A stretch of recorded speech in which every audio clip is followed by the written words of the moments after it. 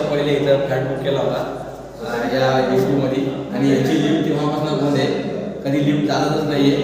आज एवढे वर्ष झाल्यानंतर नाही इथं लाईटचा बंदोबस्त आहे बरोबर.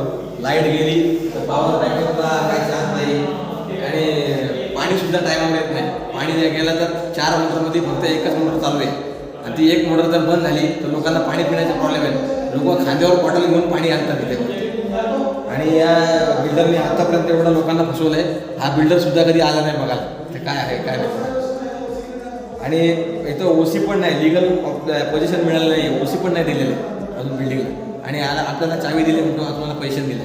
हे कशाचे कुठला रूल आहे बघा, काय अवस्था आहे बघा, स्वच्छता बघा, काय हाऊसकीपिंग काहीच नाही बघा. इथे